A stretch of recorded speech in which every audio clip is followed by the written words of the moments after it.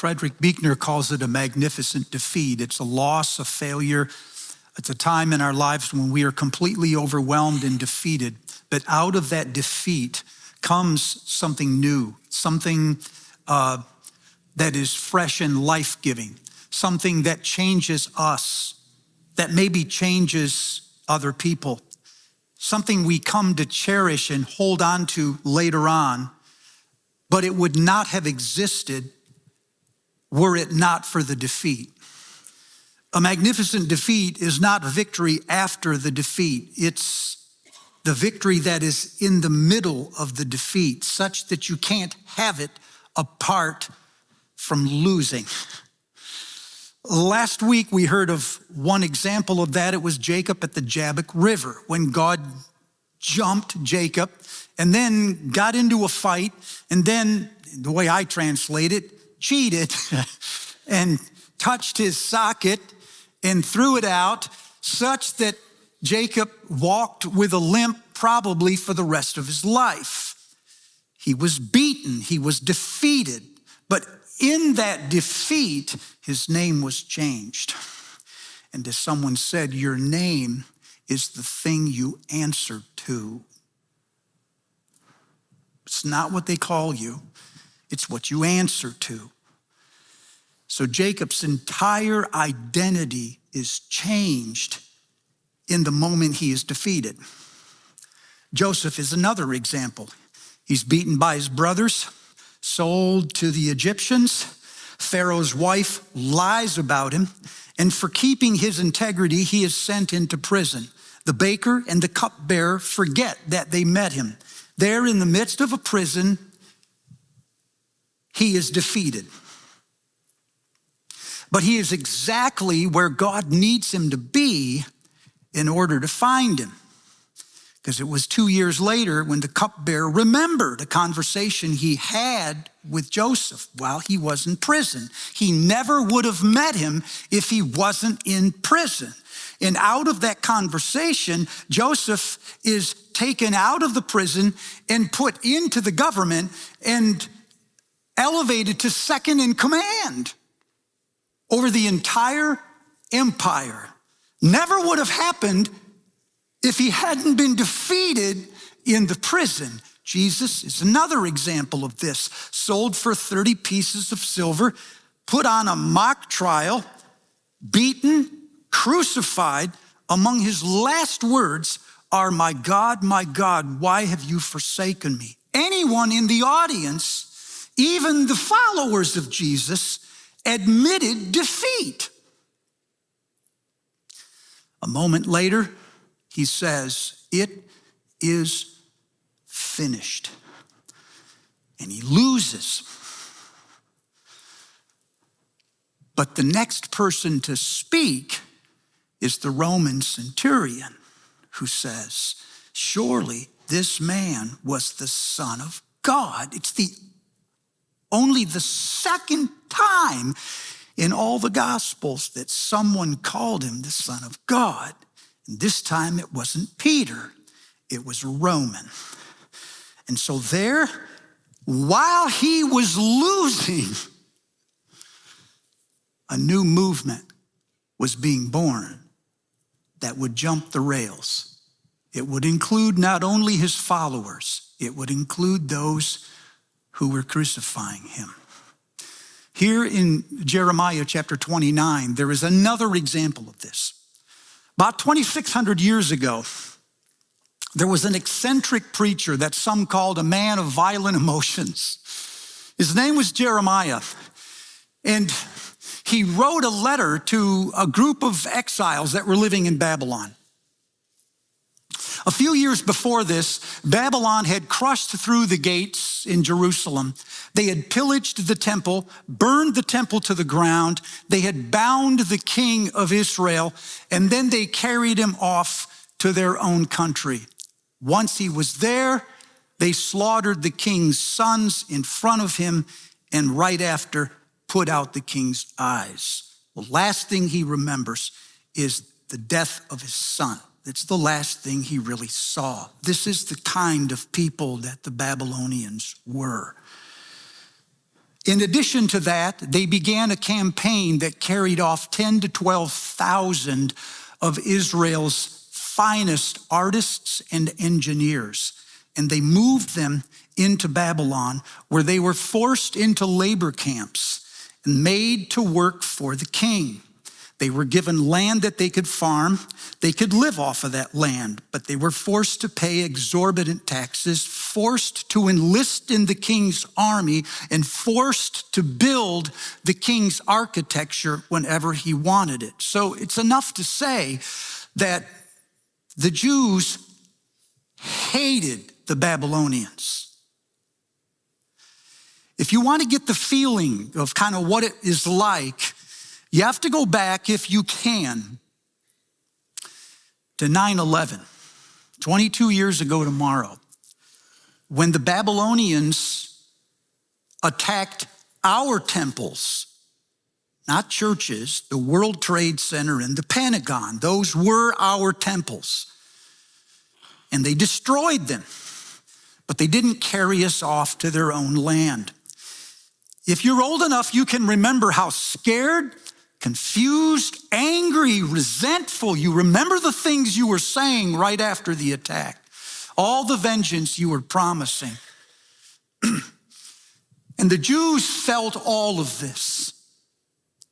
And so they turned to the prophets to put language to their animosity. Isaiah is one of them. In Isaiah 14 and 15, he says something very much like this.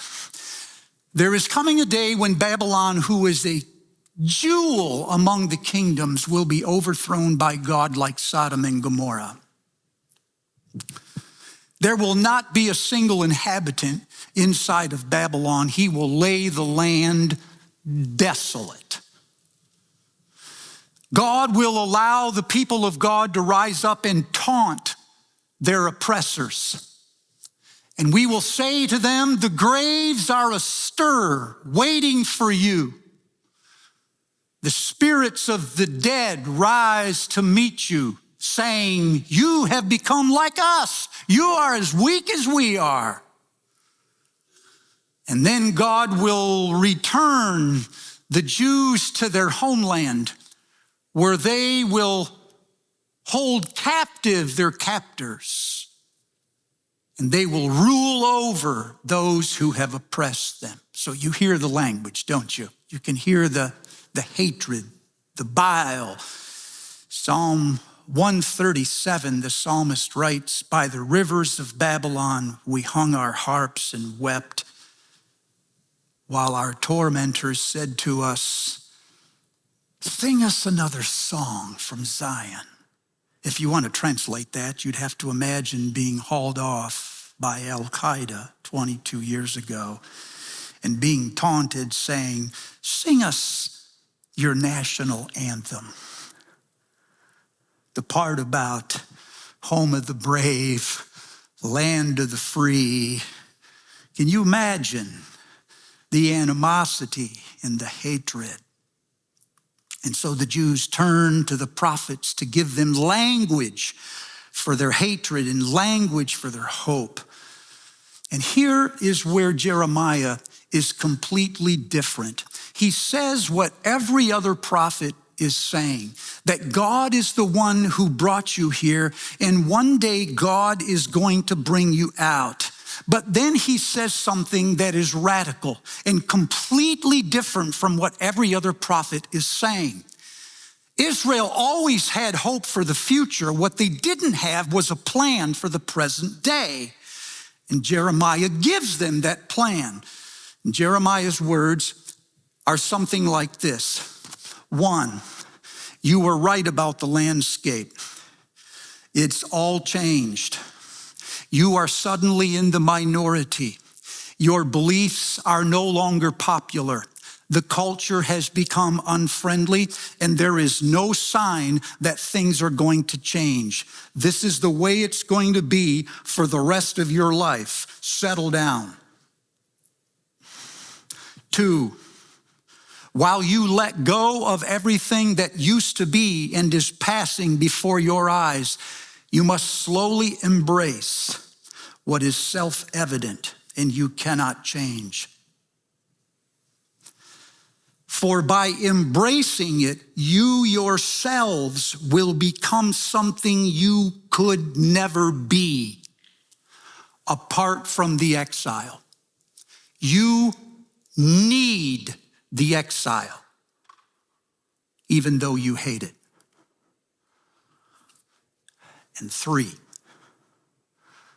in the meantime, you must work for the good of the very people you consider evil. You must work along with your leaders, not against them. You must no longer see yourselves as a righteous subculture that lives inside of a pagan nation, as if something is going to happen to you and something else is going to happen to the nation. Because your destiny as the people of God is somehow tied up in the destiny of the people that you live with. So you have to stop thinking that you can cherry pick a few followers and let the culture go to hell.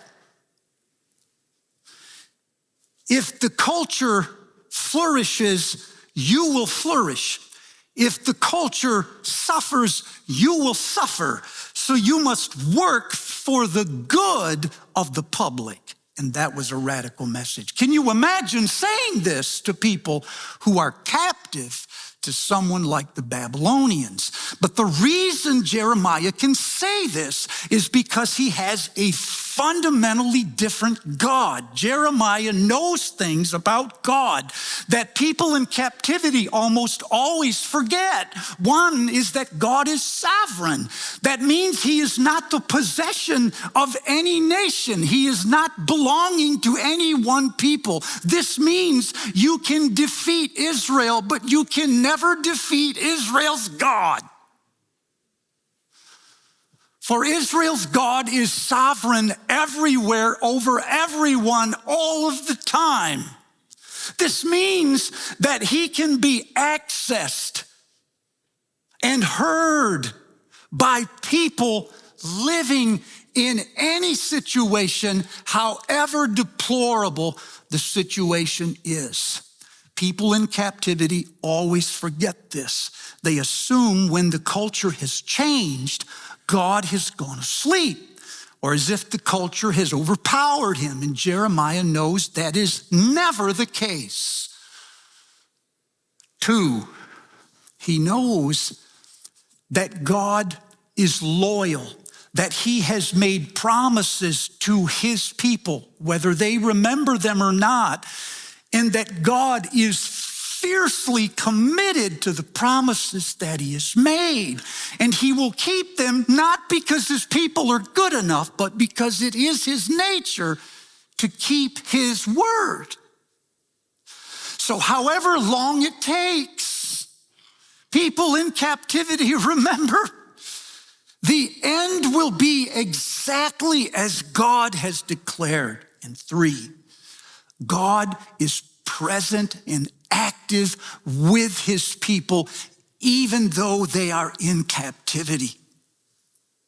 3 times in the letter, Jeremiah says it was God who carried you into exile, although we have the records of Nebuchadnezzar himself. And they say in his boasting that he was the one who took Israel captive. But Jeremiah says 3 times that it was actually God who carried his people into captivity. And this is a strange thing to say if you want people to like God.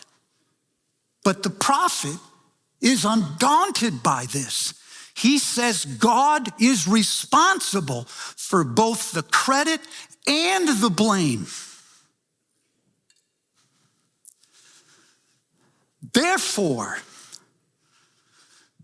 he is with you. If he carried you, he didn't send you, then he's with you. And what happens to you happens to him at the same time. Now, it's pretty clear from here, at least to me, what the meaning of this letter is, church, to us. I think there is a meaning for the individual, for you, and there is a meaning for the church, for us. For you, what this means is when you find yourself working in places or living in places, suffering from decisions that other people have made about you or for you, while you are enduring what you consider to be the worst forms of injustice and insensitivities by the culture that is around you, it means that you must not withdraw. You must stay fully engaged. You must not become cynical or critical of the people who have done this to you. You must remember that God himself is present in the very situation that you hate. And he is present tense, doing something with that situation that is a magnificent defeat. You will lose.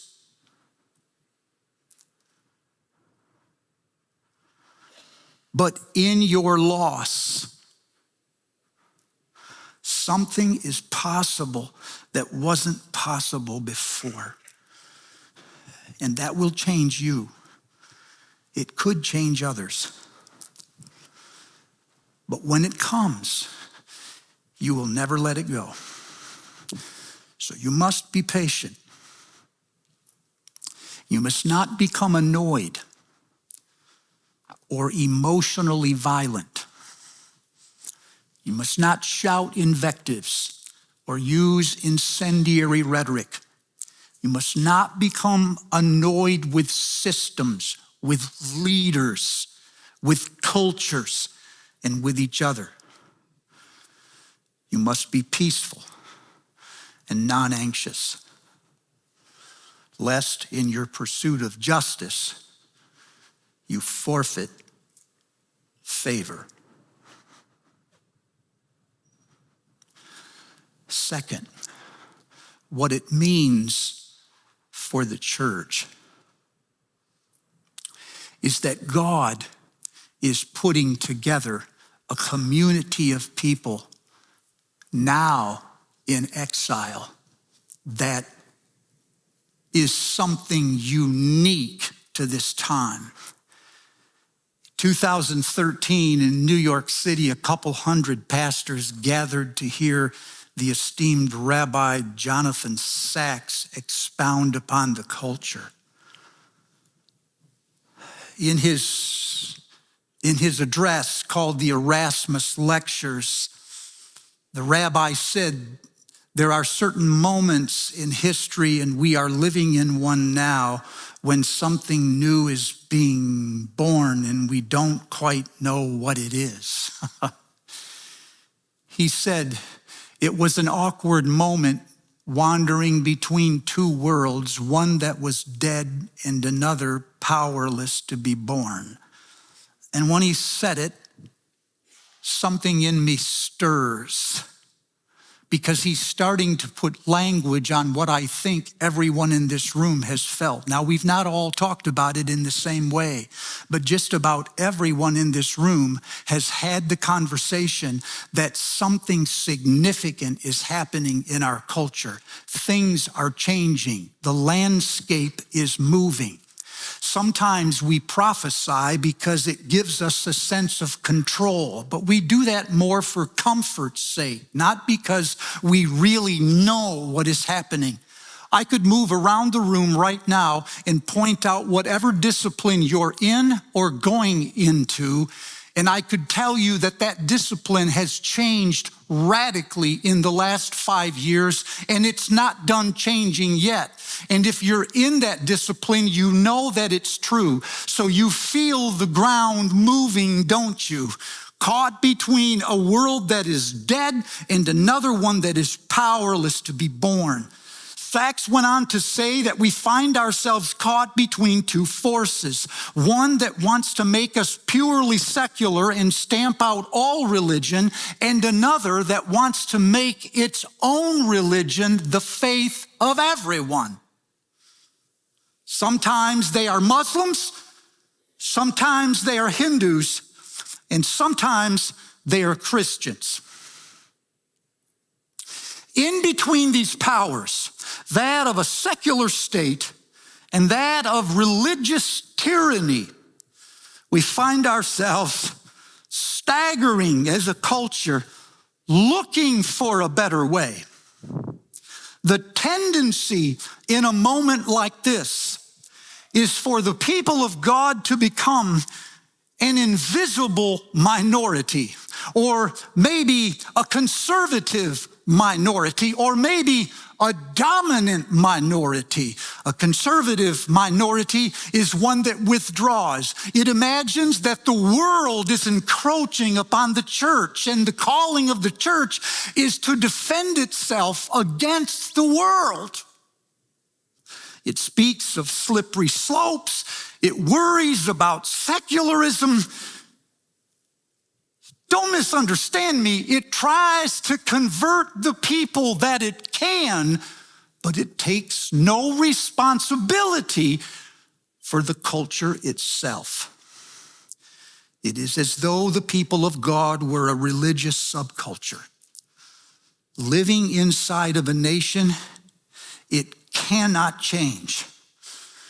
And they believe somehow that they'll have two entirely different fates. The dominant minority is a small group of people that discover something new. Maybe it's a cause. Maybe it's a flaw in the majority.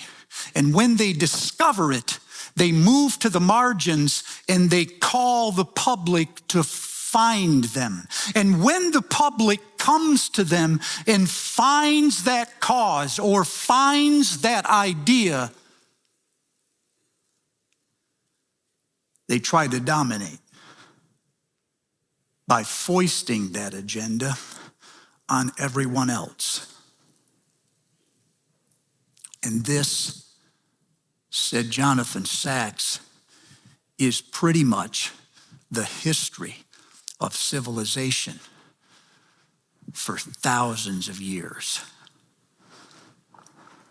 There is a small group of people who have a better idea.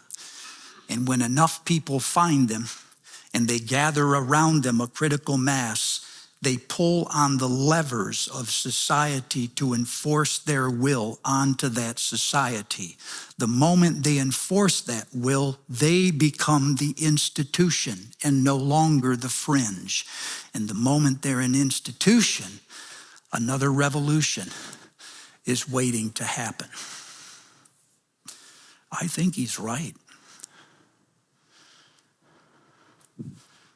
In that speech, Sachs called for something that caught my attention, and it's very much like what Jeremiah is talking about in chapter 29.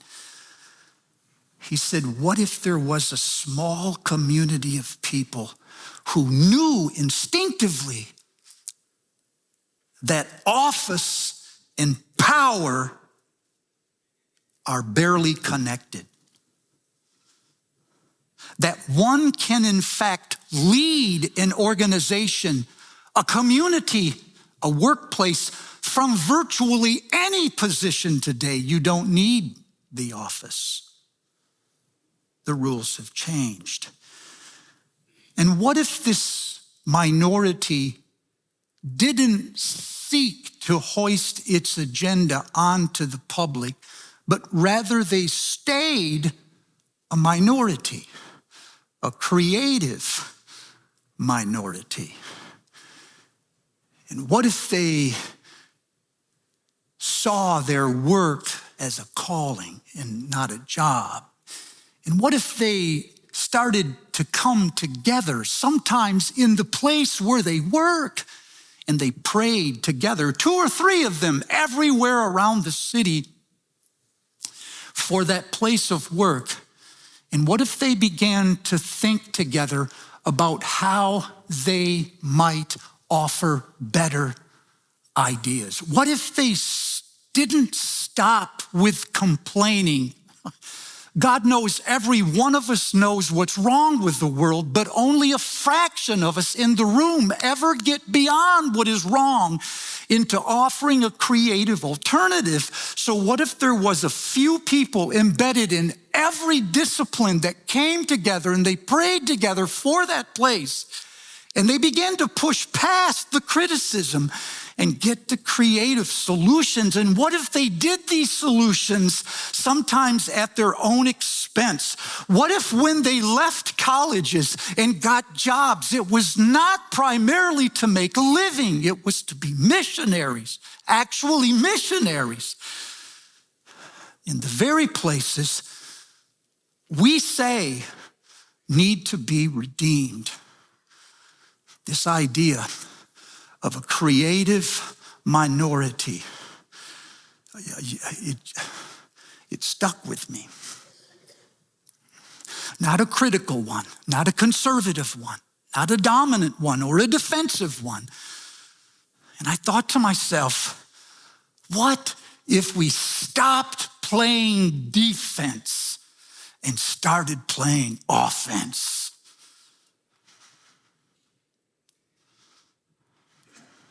What if we actually had something that others in our disciplines wanted? Well, in 1948, a guy named Douglas Hyde, I'd never heard of him, he found faith. He came to faith in Jesus Christ.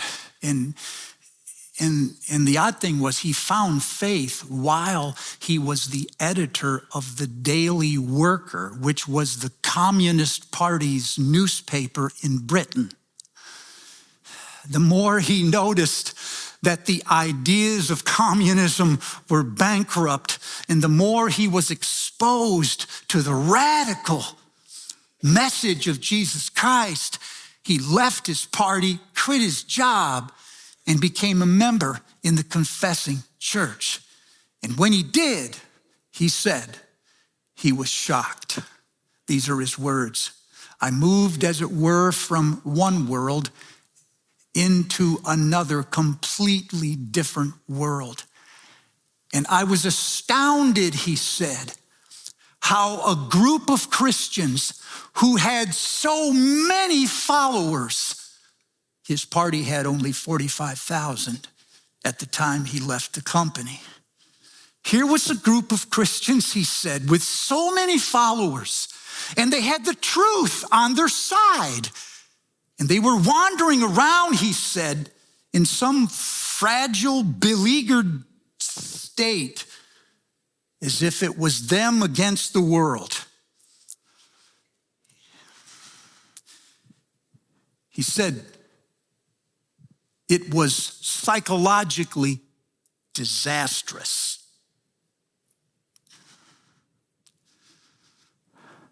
Shocked that a party with so few followers and so little money could have so much confidence and go into a church with far more followers and far more money and have so little confidence. Church, for years, somebody has told you that it was you against the world. And the more holy you became, the more detached from the world you were. They told you for you to be one with Christ, you'd have to leave the world to do it. And they were wrong. They were wrong. The truth of the matter is, God has saved you not from the world, but for the world. To be united in Jesus Christ is to produce fruit that lasts forever. It does not weaken you. in the public's eye. It strengthens you.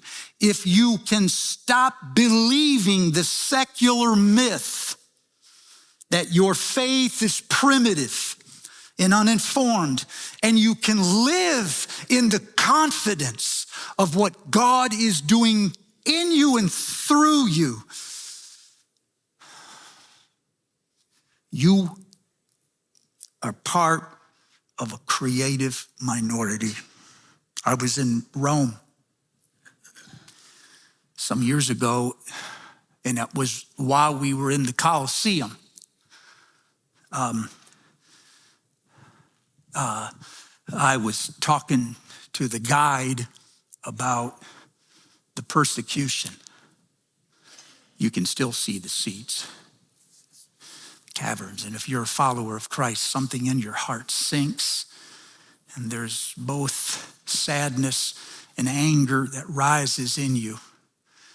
And I remember when I was talking with the tour guide, he said, you know, someday you'll have to stop talking about what the Romans did to the Christians, and you should start talking about what the Christians did to Rome.